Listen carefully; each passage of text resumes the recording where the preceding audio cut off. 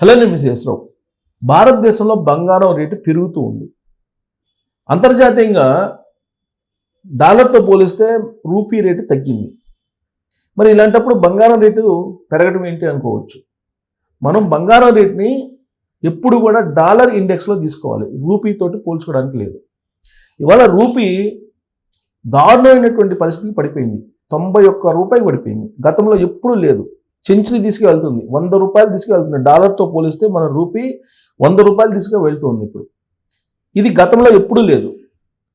నరేంద్ర మోడీ గారు ప్రధానమంత్రిగా 2014లో ప్రమాణ స్వీకారం చేసే నాటికి డాలర్ వాల్యూ దాదాపుగా 64 రూపాయలు 63 రూపాయలు ఉంది. దానికే ఆయన పెద్ద ఎత్తున ప్రచారం చేశాడు.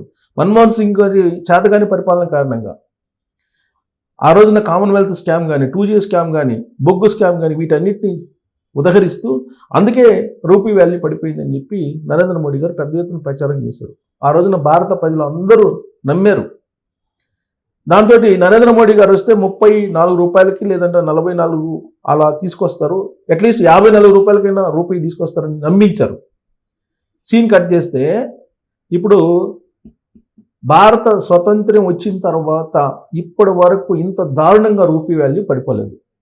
ఆర్థిక మంత్రి నిర్మలా సీతారామన్ గారు ఏమంటున్నారు, రూపీ వాల్యూ ఎంత పడిపోతే, ఎంత పతనం అయితే అంత మంచిదని చెప్పేసి అంటున్నారు ఆవిడ. రూపీ వాల్యూ పడిపోతుంది ఒక పక్క, భారత ఆర్థిక వ్యవస్థకు సంబంధించినటువంటి ఇష్యూ. కానీ ఆర్థిక మంత్రి ఏం చెప్తున్నారు, మన ఎగుమతులకి దిగుమతులకి ఇదంతే మంచిదేను, ఇంకా పడిపోవాలి అని చెప్పి ఆవిడ ప్రస్తావిస్తూ ఉన్నారు. సో ఒక రకంగా చూస్తే మంచిది అని చెప్పి అనుకున్నా, మన ఎగుమతులకు మంచిదని చెప్పి చెప్తున్నప్పటికీ కూడా ఓవరాల్గా భారత ఆర్థిక పరిస్థితి ద్రవ్యోల్బణం దృష్ట్యా చూస్తే ఆర్థికవేత్తలు ఏమంటున్నారు, ఆర్థిక శాఖ మంత్రి నిర్మలా సీతారామన్ గారు ఇలా మాట్లాడుతున్నారు అని చెప్పేసి అనుకుంటున్నారు. మరి అంత మంచిదే అయినందు కారణంగానే ఇప్పటివరకు ఆర్బీఐ కానీ కేంద్ర ప్రభుత్వం కానీ రూపాయి పతనం అవుతున్నా కానీ చూస్తూ ఉన్నారు. దాని జోలికి వెళ్తలేదు. మరి బంగారం విషయంలో బంగారం మరి యాక్చువల్గా డాలర్ బలపడుతుంది. ఇలాంటి సందర్భంలో బంగారం రేటు తగ్గాలి. ఇది అంతర్జాతీయ సూత్రం. ఇది డాలర్ రేటు పెరిగితే బంగారం రేటు తగ్గాలి. కానీ డాలర్ బలపడుతుంది, డాలర్ ధర పెరుగుతుంది, డాలర్ డిమాండ్ పెరుగుతుంది, బంగారం డిమాండ్ కూడా పెరుగుతుంది. విచిత్రమైనటువంటి పరిణామం ఇది అంతర్జాతీయంగా. ఇది ఎవ్వరికీ దాదాపుగా అర్థం కానటువంటి అంశంగా ఉంది. ఈవెన్ బులియన్లో ఉండేటువంటి నిపుణులకు కూడా డాలర్ పెరుగుతుంది, బంగారం కూడా పెరుగుతుంది. ఇది ఒక భారతదేశంలోనేనా అంటే అవును, భారతదేశంలోనే. జనరల్గా అయితే అంతర్జాతీయ మార్కెట్లో డాలర్ రేటు పెరిగినప్పుడు బంగారం రేటు తగ్గుతుంది, డాలర్ రేటు తగ్గినప్పుడు బంగారం రేటు పెరుగుతుంది. ఇది సూత్రం, జనరల్గా సూత్రం ఇది. కానీ దాని భిన్నమైనటువంటి పరిస్థితులు భారతదేశంలో కనిపిస్తున్నాయనంటే ఖచ్చితంగా బులియన్ చీటింగ్ అనేది పెద్ద ఎత్తున జరుగుతుంది బంగారం విషయంలో అనేది ఖచ్చితంగా ఆర్థికవేత్తలు కానీ అలాగే గోల్డ్ అనలిస్టులు కానీ చెప్తున్నటువంటి మాట. మరి రూపీ ఎందుకు పడిపోయింది ఇంత దారుణంగా అంటే అమెరికన్ టారిఫ్ల కారణంగా పడిపోయింది అని చెప్తున్నారు. మన దిగుమతులు పెరిగాయి, ఎగుమతులు ఏమో తగ్గిపోయాయి. దాంతో వాణిజ్య లోటు అనేది పెరిగింది. ఫలితంగా రూపాయి వాల్యూ పడిపోతూ ఉంది. ఇది 100 రూపాయలకు చేరే అవకాశం ఉందని అంటున్నారు. గతంలో పెట్రోల్ డీజిల్ మీద ఒక 10 పైసలు 20 పైసలు పెంచితే పెద్ద ఎత్తున ప్రజలు రోడ్ల మీదకి వచ్చి ధర్నాలు, నిరసనలు, కార్యక్రమాలు చేపట్టేవాళ్ళు. మూడోసారి ప్రధానమంత్రి అయినటువంటి నరేంద్ర మోడీ గారి హయాంలో పెట్రోల్ డీజిల్ 100 రూపాయలు దాటిపోయింది. 107 పెట్రోలు 108 దాకా ఉంది. డీజిల్ అదే రేట్లో ఉంది. కానీ ఎక్కడ కూడా నిరసనలు, ఆందోళన కార్యక్రమాలు లేవు. ఇది పరిపాలన దక్షత అందామా, లేదంటే ఆ స్థాయికి ప్రజల ఆర్థిక పరిస్థితి పెరిగింది అని చెప్పేసి మనం భావించాలా? ఇప్పుడు రూపాయి కూడా 100 రూపాయలు డాలర్తో పోలిస్తే చేరువుగా వెళ్తుంది. ఇప్పుడు 91 దాటిపోయింది. సో అది 100 రూపాయలకి దిశగా వెళ్తుందని చెప్పి ఆర్థికవేత్తలు చెప్తున్నారు. కేంద్ర ప్రభుత్వం కానీ ఆర్బీఐ కానీ జోక్యం చేసుకోకపోతే ఇది 100 రూపాయలకి చేరేటువంటి అవకాశం ఉందని అంటున్నారు. మరి గోల్డ్ పరిస్థితి ఏంటి? గోల్డ్ చూద్దాం. నవంబర్లో $4 బిలియన్ పరిమితమైంది. 5 నెలల కనిష్టానికి వాణిజ్య లోటు. సో 60% తగ్గిన పసిడి దిగుమతులు తగ్గాయి, 60% తగ్గాయంట. పండగల గిరాకీ నేపథ్యంలో ఏడాది అక్టోబర్లో రికార్డు స్థాయిలో నమోదైన పసిడి దిగుమతులు నవంబర్లో నెమ్మదించాయి. 2024 నవంబర్లో $9.8 బిలియన్ అంటే సుమారుగా 88,200 కోట్లు బంగారం దిగుమతి కాక గత నెలలో 60% తక్కువగా $4 బిలియన్ అంటే 36,000 కోట్లకు పరిమితమైనట్లు వాణిజ్య మంత్రిత్వ శాఖ తెలిపింది. 8 నెలల్లో 4 లక్షల కోట్ల బంగారం దిగుమతి.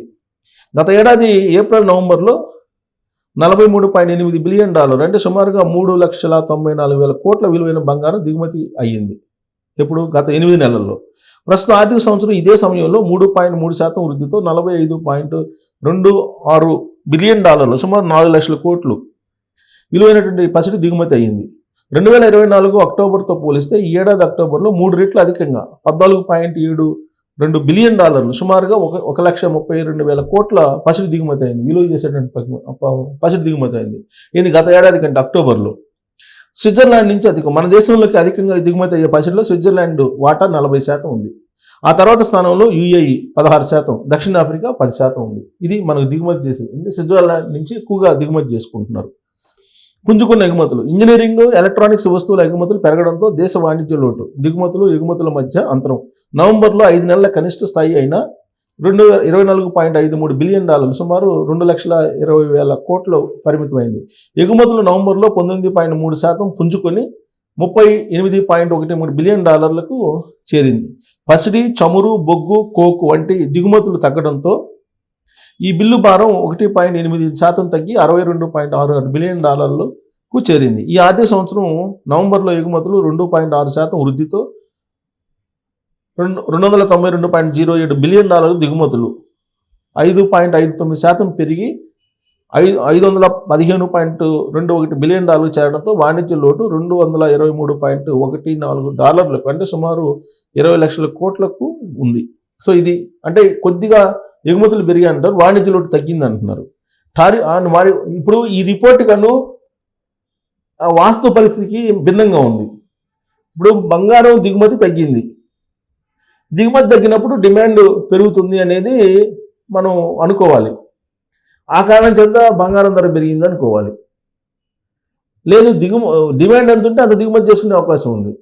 ఇక వాణిజ్య లోటు తగ్గింది అంటున్నారు. వాణిజ్య లోటు తగ్గినప్పుడు రూపీ వాల్యూ ఎందుకు పడిపోతుంది అనేది ఒక పెద్ద క్వశ్చన్. వాణిజ్య లోటు తగ్గితే రూపీ వాల్యూ బలపడాలి, కానీ రూపీ వాల్యూ తగ్గుతుంది. ఇక టారిఫ్లు ఉన్న అమెరికాకి అధిక ఎగుమతి. మన ఉత్పత్తులపై అమెరికా 50% టారిఫ్ అమలు చేస్తున్న మన అగ్రగామి ఎగుమతి గమ్యస్థానం అమెరికాకి కొనసాగుతుందని చెప్తూ ఉన్నారు ఆర్థికవేత్తలు. సో అమెరికా మీదనే ఎక్కువ ఆధారపడి ఉండే ఎగుమతులని. ఇక రూపీ వాల్యూని చూద్దాం. రూపీ వాల్యూ చూస్తే ఇక్కడ చూడండి, రూపీ వాల్యూ చూస్తే ఇది దారుణమైనటువంటి పరిస్థితి. రూపీ $1కు 91 దాటేసింది. సెంచరీ దిశగా టైం. రూపాయి విలువ మరింత అత్యంత దారుణంగా పడిపోయింది. గతంలో ఎప్పుడు లేనంతగా రికార్డు స్థాయిలో క్షీణించింది. $1తో పోల్చుకుంటే రూపాయి విలువ ఏకంగా 91 రూపాయలను దాటేసింది. ఒక దశలో గరిష్టంగా 91.07 చేరింది. కొద్ది రోజుల కిందట 90 రూపాయల మార్కును దాటింది రూపాయి విలువ. అతి తక్కువ సమయంలో 91 రూపాయలను కూడా దాటడం అనేది అత్యంత ఆందోళనకరం. కేంద్ర ప్రభుత్వం నిర్వహించే అంతర్జాతీయ లావాదేవీలన్నీ కూడా డాలర్ మీద ఆధారపడి ఉన్న ప్రస్తుత పరిస్థితుల్లో రూపాయి విలువ 90ని దాటడం దేశ ఆర్థిక వ్యవస్థను మరింత ఒత్తిడిలోకి నెట్టే అవకాశం ఉంది. ఇది రికార్డు స్థాయి పతనం. గతంలో ఎప్పుడు ఈ రేంజ్లో రూపాయి విలువ పడిపోలేదు. రూపాయి విలువ ఆ స్థాయిలో పతనం కావడంతో అటు కేంద్ర వాణిజ్య మంత్రిత్వ శాఖ కానీ ఇటు రిజర్వ్ బ్యాంక్ ఆఫ్ ఇండియా కానీ దిద్దుబాటు చర్యలు తీసుకున్నట్లు కనిపించలేదు. చేయరు. ఎందుకంటే ఆర్థిక మంత్రి నిర్మలా సీతారామన్ గారు చెప్తున్నారు రూపాయి ఇంకా పతనం కావాలని. ప్రస్తుతం ఆర్థిక సంవత్సరం ప్రారంభంలో 87 రూపాయల వరకు కనిపించిన రూపాయి 3వ త్రైమాసిక చివరి నాటికి 90 రూపాయలు దాటేసిందంటే దాని పతనం ఎంత వేగంగా కొనసాగుతుందో ఇట్టే అర్థం చేసుకోవచ్చు. సోమవారం నాటితో పోల్చుకుంటే ఒకేసారి 30%, 0.3% అంటే 30 పైసలు మేర క్షీణించడం అనేది మింగుడు పట్టలేదు. అటు స్టాక్ మార్కెట్లపై stock exchange, national stock exchange నష్టాలతో ఆరంభమయ్యాయి.